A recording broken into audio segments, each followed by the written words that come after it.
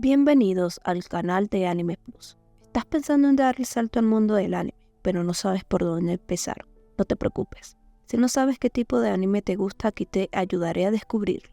Estoy emocionada de que te unas a esta aventura y descubras el mundo emocionante del anime. ¿Qué esperas para empezar? Suscríbete y únete a la aventura. Te cuento un breve resumen de la segunda temporada de Kaiju número 8. Lo que debía ser una tranquila jornada de permiso para el tercer escuadrón se convirtió rápidamente en una misión de espionaje no oficial. Todo comenzó con una pregunta que nadie supo responder. ¿Qué hace exactamente el vicecapitán cuando no está cortando kaijus en pedazos? Movidos por una mezcla de aburrimiento y una curiosidad casi peligrosa, el grupo decidió que la mejor forma de pasar el domingo era seguir a Soshihiro Hoshira por las calles de la ciudad. Hoshina, con su habitual sonrisa gélida y paso ligero, parecía flotar entre la multitud. Iba a una cita secreta, a un entrenamiento clandestino o simplemente buscaba el mejor bol de ramen de la prefectura. El escuadrón tuvo que dividirse cuando Hoshina entró en una zona de tiendas concurridas. Ren y los demás se vieron obligados a esconderse tras maniquíes y puesto de comida, conteniendo el aliento cada vez que el vicecapitán se giraba con esa mirada que parece leer el alma y las malas intenciones. La orden llegó sin previo aviso, grabada en la frialdad de un boletín oficial. La transferencia inmediata de todos los reclutas de la División de Defensa a nuevas bases operativas. Lo que comenzó como un grupo de novatos forjados bajo el ala de Mina Ashiro, ahora se fragmenta para fortalecer las defensas de todo el país. La reasignación no es solo un trámite. Es una respuesta directa a la creciente amenaza de los kaijus identificados. Cada uno de los rostros familiares que aprendieron a luchar como uno solo, ahora deben enfrentar su destino por separado. Hikaru Shinomiya, reclamada por las unidades de élite de la capital, donde se espera que su potencial destructivo alcance niveles sin precedentes. Reno Ichikawa, enviado a las gélidas bases del norte. Un entorno brutal diseñado para poner a prueba su control sobre los trajes de última generación. Kafka Hibino, el traslado más vigilado, bajo la estricta custodia de su nueva unidad. Kafka se encamina hacia un cuartel donde no será visto solo como un soldado, sino como un espécimen bajo observación constante. El tercer escuadrón, tal como lo conocía, ha dejado de existir, pero el vínculo forjado en el campo de batalla permanece intacto. La misión de despliegue con su nueva unidad debía ser una operación de limpieza rutinaria, pero el aire se volvió denso. Entre los restos de un edificio colapsado, una silueta familiar emergió de las sombras. No era un kaiju ordinario, era la pesadilla recurrente de Kafka, el kaiju número 9.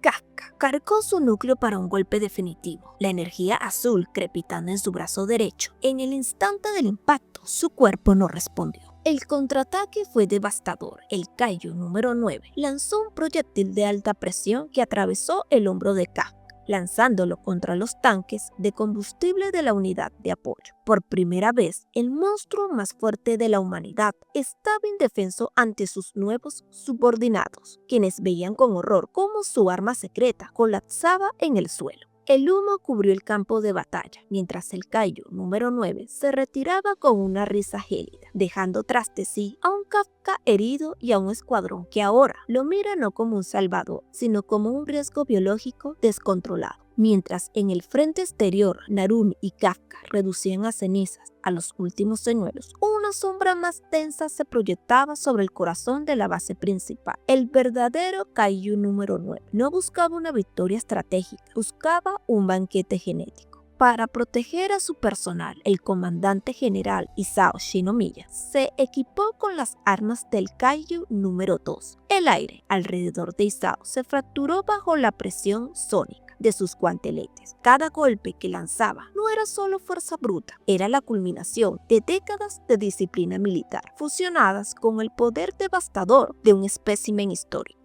Isao se movía como un terremoto contenido. Cada impacto generaba ondas de choque que hacían retroceder la masa celular del kaiju número 9. Durante unos instantes, pareció que la experiencia del veterano se impondría sobre la biología del monstruo. Sin embargo, el kaiju número 9 no retrocedía por debilidad, sino por deseo. Estaba aprendiendo el ritmo de Isao, mapeando la frecuencia del kaiju número 2 para abrir una brecha en su defensa perfecta. Justo cuando Isao se preparaba para el golpe de gracia, el Kaiju número 9 desplegó su verdadera naturaleza. Sus extremidades se deshicieron en una red de filamentos negros que envolvieron los brazos de Isao, perforando la armadura y penetrando directamente en su sistema nervioso. El comandante Isao Shinomiya, el pilar inquebrantable de la fuerza de defensa, había muerto. Pero el horror no terminó con su último aliento. El Kaiju número 9 se erguía ahora con la postura, los recuerdos y el poder aumentado de Isao, convirtiéndose en una amenaza exponencialmente más fuerte. La fuerza de defensa no solo había perdido a su líder, habían entregado involuntariamente su arma más poderosa al enemigo. El campo de batalla quedó reducido a escombros y cenizas, y el Kaiju número 9 parece haberse desvanecido tras cumplir su macabro objetivo. Sin embargo, para los ojos más afilados de la fuerza de defensa, el silencio es más aterrador que el rugido del combate.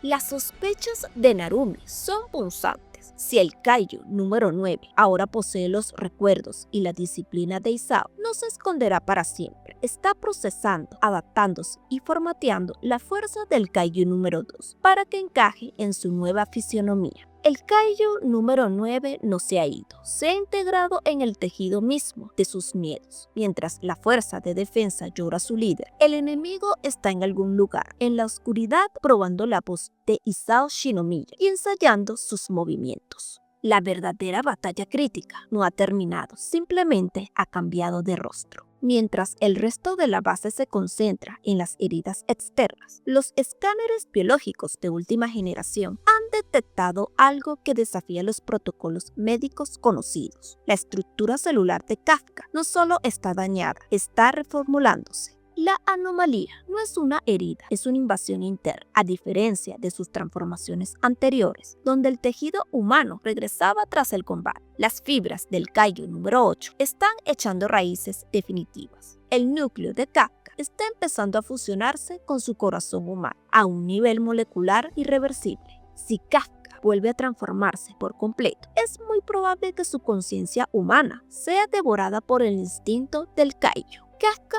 observa sus propias manos, sintiendo un frío metálico que no debería estar ahí. La fuerza de defensa ahora se enfrenta a una pregunta devastadora. ¿Es Kafka Hibino su última línea de defensa contra el nuevo Kaiju número 9? ¿O es simplemente el próximo monstruo que tendrán que ejecutar? Soshiro Hoshina se encuentra frente a la unidad de contención del Kaiju número 10, el espécimen cuya naturaleza violenta y egocéntrica es de sobra conocida. Observa al vicecapitán con una curiosidad casi humana. El Kaiju número 10 sabe que Hoshina necesita un aumento de potencia para enfrentar la nueva forma del Kaiju número 9. La criatura le propone ser su armadura. Hoshina, con su habitual calma tensa, procesa el riesgo. Aceptar significa vincular su sistema nervioso a una conciencia asesina que busca por encima de todo el frenesí de la batalla. Es una simbiosis que podría otorgarle la victoria o consumirlo desde adentro. Mientras tanto, en la superficie, los comandantes de la base del Este se han reunido en una sesión de emergencia para discutir la amenaza existencial que representa el nuevo Kaiju número 9, ahora fusionado con Isao. Gen Narumi lidera la mesa, proyectando los datos de la última batalla. La conclusión es unánime y aterradora. El Kaiju número 9 no solo ha ganado fuerza bruta, ha heredado el genio táctico de Shinomiya, conoce sus protocolos, sus debilidades y la ubicación de sus activos más valiosos. El mando del Este propone una reestructuración total. Ya no se trata de defender ciudades, sino de cazar una entidad que puede anticipar sus movimientos. La prioridad absoluta es clara: contener la anomalía de Kafka Hibino y decidir si el Kaiju número 8 es un aliado o el siguiente objetivo a eliminar antes de que el Kaiju número 9 lo asimile también. El tablero ha cambiado. Ya no están luchando contra un monstruo. Ahora están luchando contra el hombre que les enseñó a luchar. Bajo la atenta mirada de los instructores, Reno inició la secuencia de liberación. Cada movimiento de Reno dejaba una estela de partículas de hielo criogénico. No solo disparaba, congelaba la estructura molecular del aire. Los objetivos de práctica se desintegraban en fragmentos de cristal antes de que el sonido del impacto llegara a los presentes. Reno no luchaba contra el traje, fluía con él. Su mirada, antes cargada de la inseguridad del novato, ahora proyectaba la frialdad de un depredador que ha aceptado su papel en la cima de la cadena alimenticia. Desde la línea de observación, Iharu Furuhachi siempre se había enorgullecido de su tenacidad, de ser el tipo duro que no se rendía. Pero el talento de Reno no era solo esfuerzo, era una afinidad natural, una chispa que Iharu sentía que le faltaba. A pesar de la envidia punzante, algo en el pecho de Iharu se encendió. Ver a Reno dominar al Kaiju número 6 no lo hizo querer rendirse, sino que lo obligó a cuestionar sus propios límites. ¿Era él simplemente un espectador en la historia de los genios? ¿O podía forjar su propio camino a base de pura voluntad?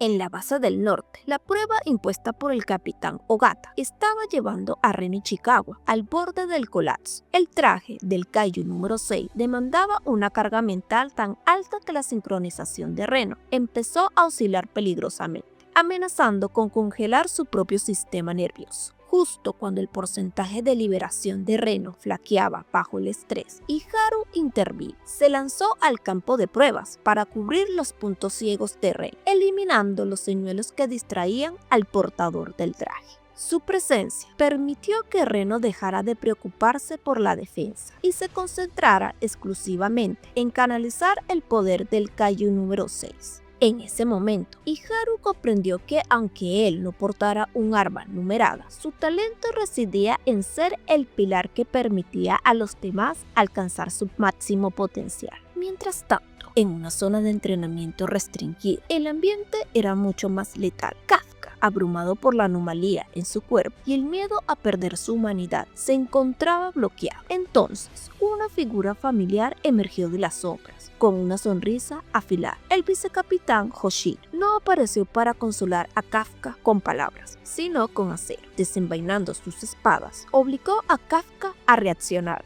Hoshino sabe que Kafka necesita controlar su transformación, no a través de la supresión, sino de la disciplina. El entrenamiento se convirtió en una danza brutal donde Hoshino utilizaba su velocidad sobrehumana para forzar a Kafka a utilizar el poder del Kaiju número 8 de forma quirúrgica, evitando que la conciencia del Kaiju tomara las riendas. Hoshino se movía con una exhalación, obligando a Kafka a reaccionar con precisión milimétrica. Bajo la tutela del vicecapitán, Kafka no solo aprendía a golpear, aprendía a cementar su transformación. Por primera vez, Kafka logró endurecer solo las fibras musculares necesarias para bloquear un ataque de Hoshino, manteniendo el resto de su cuerpo en un estado humano. Tras la extenuante jornada, Kafka logró finalmente una breve comunicación con Reno Ichikawa. La señal era inestable, filtrada por los protocolos de seguridad de ambas bases, pero escuchar la voz de su amigo fue el ancla que Kafka necesitaba. Ese breve intercambio fue un recordatorio de por qué seguía luchando, no para ser el arma perfecta, sino para volver a estar al lado de sus camaradas.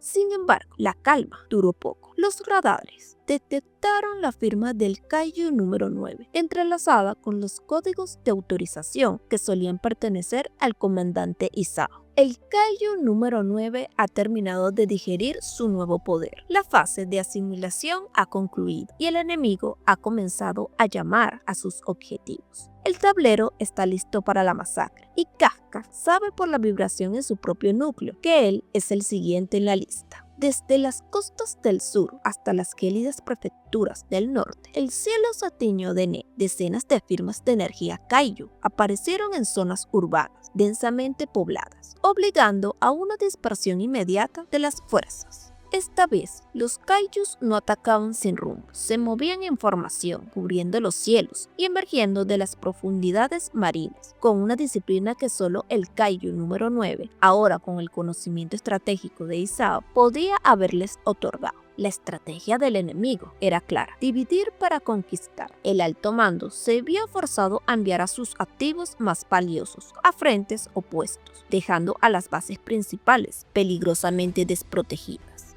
Mientras Reno se prepara para desatar el frío del Kaiju número 6 en el norte y Kafka siente como el Kaiju número 8 ruge en su interior, exigiendo libertad. El país entero se convierte en un campo de batalla. La oleada es solo el preludio en algún lugar de este caos. El Kaiju número 9 observa, esperando el momento exacto en que la fuerza de defensa cometa el primer error mortal. Las unidades de élite, acostumbradas a dominar el campo de batalla, se encuentran en una situación de inferioridad táctica sin precedentes. Los escudos de energía y los muros de contención reforzados de la ciudad han caído como castillos de naipes ante ataques que superan los límites de resistencia de los trajes de combate estándar. Los escuadrones de apoyos están siendo diezmados. Sin tiempo para procesar las muertes de sus camaradas, los soldados deben seguir disparando mientras ven cómo sus armas convencionales apenas arañan las armaduras de estos nuevos enemigos. En el centro de mando, los hologramas de la ciudad parpadean en rojo sangre. La infraestructura de la división de defensa ha sufrido daños estructurales del 60%. Con los capitanes dispersos y las bases principales bajo asedio directo, la jerarquía militar está al borde del colapso total. La capital ya no es un lugar que proteger, sino una trampa mortal, mientras los Kaijus de Fortitud 9.0 avanzan imparables hacia el cuartel general. La pregunta ya no es cómo ganar, sino cuánto tiempo pueden resistir antes de que no quede nadie para contar la historia. Y así llegamos al final, y sobre qué será el próximo video, solo el tiempo lo dirá. No te pierdas el suspenso. Suscríbete, activa la campanita de notificación y sé el primero en enterarte de la siguiente parte de la historia. Dale like, comparte y comenta para apoyar a la comunidad. Hasta la próxima.